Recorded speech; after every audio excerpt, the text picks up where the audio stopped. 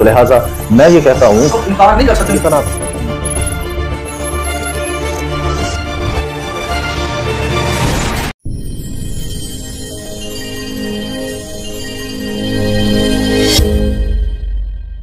शलोम everyone, बारूक हाशिम में आपका भाई पाशु सुफियान बनियामीन आपकी खिदमत में हाजिर हूँ। शबाज शलोम। आज का उन्वान है जी यौम तुरुआ से यौम कपूर तक। ये हमारे लिए बहुत अहम मौजू है और ख़ास तौर पर मैं अपनी मसीही कौम से दरख्वास्त करूँगा, आपसे मेरी ये रिक्वेस्ट है, प्लीज़ प्लीज़ ईदों को स्टडी करें, ईदों को स्टडी करें, ये आपके लिए बहुत अहम है। ये मौजू आप ज़रूर सुनें, वीडियो को स्किप मत कीजिएगा, ये वीडियो लाजमी सुनना, ये आपके लिए बहुत काम आने वाली है, आपकी रूहानियत की तरक्की होने वाली है और इल्म में इजाफा होने वाला है। सो आज का उन्वान जैसे कि मैंने आपको बताया, यौम तुरुआ से यौम कपूर तक। अजीजों, वो बातें जो हमारी कौम से छुपाई गई, हमारी कौम को पता नहीं चली, हमारी कौम को समझाई नहीं गई, और जिनको समझाई गई उनको ये सिखा दिया गया कि इन ईदों का हमारे साथ कोई तल्लुक नहीं, वास्ता नहीं, हमने ये ईदें नहीं मनानी। तो लोगों को ये पट्टी पढ़ाई जाती है। आम और सादा लोग जो हैं वो ज़ाहिर खादमुद्दीन पादरी हजरात की बड़ी इज्जत करते हैं, और पादरी हजरात के वरगलाने से वो लोग बेचारे जो हैं वो खुदा के कलाम से दूर रहते हैं। मैं उन तमाम लोगों से जो मुझे इस वक्त सुन रहे हैं, यूट्यूब पर हों या फेसबुक पर या टिकटॉक पर हों, मेरी आपसे गुजारिश है, आपने मेरी बात पूरी सुननी है और मेरी बात को सुनकर इग्नोर नहीं करना, उस पर स्टडी करनी है। आपने उन बातों को सीखना है, समझना, और किसी बात की अगर आपको समझ ना आए तो आप हमसे रब्ता कर सकते हैं, हमारे व्हाट्सएप नंबर पर रब्ता कर सकते हैं। सो आए इसको शुरू करते हैं। अच्छा, इसके लिए आप इस स्क्रीन पर अहबार 23 बाब के आयत नंबर 23 का 25 जो है वो आपको नजर आ रही होगी, आपने इसको जरूर पढ़ लेना है और यहाँ से इस ईद का समझ लें, यहाँ से टीचिंग इसकी दी जाती है। अच्छा जी, तो सबसे पहले सीखते हैं यौम तुरुआ का मायने क्या है। इब्रानी में यौम को दिन कहते हैं और तुरुआ का मायने है चिल्लाना, जोरदार धमाका, ठीक है जी, या चीखना जोर जोर से, या नरसिंगों की आवाज से जोरदार तरीके से शोर मचाना, ये तुरुआ के मायने हैं। और इसके जो तफहीमी मायने हैं वो हैं नरसिंगों की जोरदार आवाज से सोए हुए को जगाने का, या होशियार करने का, या आगाह करने का दिन, ठीक है जी। ये ईद नबूवती ईद है, ये जनाब मसीह और यहोवा खुदा की आमदों की पेशन गोई है, ठीक है जी। कुछ लोग कहते हैं ये रैप्चर की पेशन गोई के तौर पर ईद है। उसको मैं कई बार बता चुका हूँ, यार कोई रैप्चर नहीं है, आप लोगों को फ्रेब दिया गया है, आप प्लीज रैप्चर को स्टडी करें, कोई रैप्चर उपचर नहीं है। ये 18वीं सदी में एक औरत थी और इसने एक ख्वाब देखा और इसकी ख्वाब की बुनियाद पर ये रैप्चर का अकीदा बनाया गया है। और मैं मेरी वीडियोस भी आप देख सकते हैं, मेरे चैनल पर पड़ी हुई है। रैप्चर का उसका वीडियोस का जो टाइटल है वो रैप्चर है, आप जाकर मेरे चैनल पर विजिट कर लें। मैंने बहुत सारी वीडियोस इस पर बनाई और बताया है कि जो मत्ती 24 बाब है बेसिकली वो सन 70 में पूरा हो गया, और यीशु अल मसीह यहोशुआ मशीह सन 70 में एक दफ़ा बाबिलों पर आ चुके हैं और बनी इसराइल को उन्होंने सजा दी थी। 1.1 मिलियन लोग वहाँ पर जो है वो कत्ल किए गए थे। सो लिहाजा आगे बढ़ते हैं।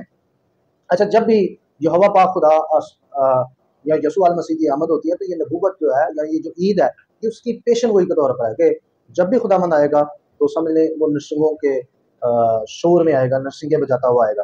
तो यहोवा खुदा नरसिंगे की आवाज़ के साथ कोई सीना पर उतरा था।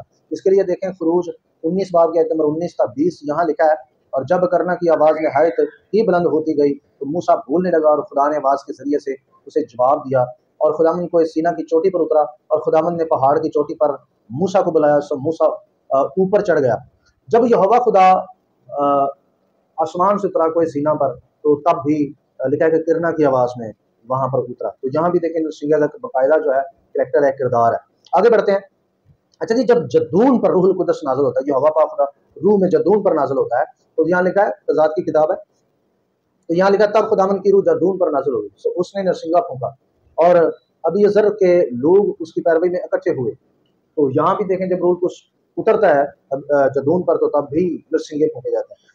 तो यूएल में तो बाकायदा तौर पर यहोवा खुदा की आमद के लिए नरसिंगा फूंकने का ऐलान मिलता है। वहाँ ये लिखा है दूसरे बाब के पहली तदो में लिखा है, सयून में नरसिंगा फूंको, मेरे को हर मुकद्दस पर सांस बांध कर जोर से फूंको, मुल्क के तमाम बशिंदे थरथराएं, क्योंकि खुदावंद का रोज चलाता है, बल्कि आ पहुंचा है, अंधेरे और तारीकी का रोज, अबर स्याह और जुल्मत का रोज है, एक बड़ी और जबरदस्त उम्मत जिसकी मानद ना कभी हुई और ना उसके बाद होगी, पहाड़ों पर सुबह सादक की तरह फैल जाएगी। तो यहाँ पर भी हम देखते हैं कि खुदावंद की जो आमद है हज़ार साल बादशाह के लिए, जिसको खुदावंद का रोज़ या खुदावंद का दिन कहा गया है, वहाँ ये नरसिंगों के साथ होगा। सो जकरिया में भी यहोवा खुदा की आमद की नबूवत नरसिंगा फूकने के साथ की गई है। जकरिया 9 बाब के आयत नंबर 14 में लिखा है, और खुदावन उनके ऊपर दिखाई देगा और उसके तीर बिजली की तरह निकलेंगे। हाँ, खुदावन खुदा नरसिंगा फूकेगा और जनूबी भगोले के साथ क्रूज करेगा। सो यहाँ पर भी आप देख सकते हैं सन 70 ईस्वी में होने वाले यहोशुआ हमशयाह की आमद की पेशन गोई भी इसी अंदाज में हुई थी। ठीक है जी। मत्ती 24 बाब की आयत नंबर 30 से 31 में लेकर, उस वक्त इब्ने आदम का निशान आसमान पर दिखाई देगा और उस वक्त जमीन की सब कौमें छाती पीटेंगी और इब्ने आदम को बड़ी कुदरत और जलाल के साथ आसमान के बादलों पर आते देखेंगे। और वो नरसिंगे की आवाज बड़ी आवाज के साथ अपने फरिश्तों को भेजेगा और वो उसके बरगजीदों को चारों तरफ से आसमान के इस किनारे से उस किनारे तक जमा करेंगे। सो यहाँ पर भी आप देख सकते हैं कि नरसिंगों के साथ मसीह की आमद हो गई है सन 70 में। ठीक है, ये आप रैप्चर का कीदा रैप्चर का टॉपिक जो है वो प्लीज आप जाकर देख लें, आपको समझ आ जाएगी कि मैं क्या कह रहा हूँ। सो लिहाजा जो लोग नरसिंगों की ईद मनाते हैं वो बेसिकली यहोवा की आमदों को समझ लें, उनकी आमदों को भी जो है समझते हैं। अच्छा जी, 1000 साल बादशाही की आमद के लिए भी यहोशुआ हमशयाह की आमद नरसिंगों के साथ होगी। मुकशफा 11 बाब आयत नंबर 15 था 17 लिखा है, और जब सातवें फरिश्ता ने नरसिंगा फूंका तो आसमान पर बड़ी आवाजें इस मजमून की पैदा हुई कि दुनिया की बादशाही हमारे खुदावंद और उसके उसी की होगी। आगे आप पढ़ लें, आपकी स्क्रीन पर हवाला है। तो इन मायनों के मुताबिक इसकी तकमील लाजमी तौर पर पूरी होगी। ठीक है जी। तो आगे आप बाकी पूरा हवाला आपकी स्क्रीन पर चल रहा है, जरूर पढ़ लें। तो जैसा कि इस ईद के जो तफहीमी मैंने आपको बताए थे कि नरसिंगों की जोरदार आवाज से जगाने का दिन। नरसिंगों की ईद क्यों मनाई जाती है? नरसिंगों की ईद बतौर रिहर्सल मनाई जाती है। जब हम नरसिंगों की ईद मनाने के लिए जमा होते हैं, उसकी गैदरिंग करते हैं, तो बेसिकली हम उसकी रिहर्सल करते हैं। आप सब जानते हैं कि यहोशुआ हमशयाह जब आसमान पर बादलों में नरसिंगा बजाते हुए आएगा तो हम हवा में उड़कर उसका इस्तकबाल करेंगे। लेकिन इस्तकबाल उस वक्त कौन करेंगे? वो करेंगे जो इस वक्त इस ईद की रिहर्सल कर रहा है, यानी इस ईद को समझ लें अपनी ज़िंदगी में लागू कर रहा है। जो इस ईद को मनाते ही नहीं, जब हम गैदरिंग करते हैं तो बेसिकली ये यहोवा पाक खुदा की यहोशुआ हमशयाह की आमद की रिहर्सल करते हैं। वहाँ जमा होकर उसके इस्तकबाल करने की जो है वो रिहर्सल करते हैं, क्योंकि इस ईद के अंदर यही पेशन गोई है। इसके अलावा भी बहुत सारी चीज़ें हैं, लेकिन ये खास पेशन गोई है, यहोशुआ की आमद की तैयारी। तो आप सब सोचें कि जो लोग ईद ही नहीं मना रहे, ये ईद स्पेशल रखी इसी काम के लिए गई है। जो लोग ईद ही नहीं मना रहे, यानी जो अब नहीं इस्तकबाल करते, अब नहीं गैदरिंग करते, उस वक्त फरिश्ते उनको जमा कैसे करेंगे और वो कैसे हवा में उड़ेंगे? ठीक है, ये गीत गाने से आप हवा में नहीं उड़ जाएंगे कि हवा उड़ जाना है, ये सुन दिलवाना, ऐसा कुछ भी नहीं होने वाला। ये सिर्फ उनके साथ होगा जो लोग इस ईद को सेलिब्रेट कर रहे हैं। बाकी लोग भूल जाए, क्योंकि ये ईद जो है रखी इसलिए गई है ताकि आप अपने आप को तैयार करें। आप इस ईद के बगैर अपने आप को तैयार कर ही नहीं सकते, आप धोखे में हैं। ठीक है जी, एक बपतिस्मा लेने से, गैर जुबानें बोलने से कोई शख्स तैयार नहीं होता।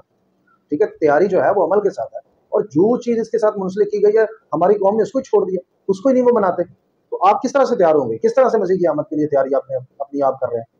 बाकी सब बातें अपनी जगह पर है, लेकिन ये ईद जो है ये स्पेशली यहोवा पाक खुदा की और यहोशुआ की आमदों की नबूवत है। जब जब आमद होती है नरसिंगों के साथ होती है, जैसा कि मैंने बहुत सारे हवाला चाहत आपके सामने पढ़े।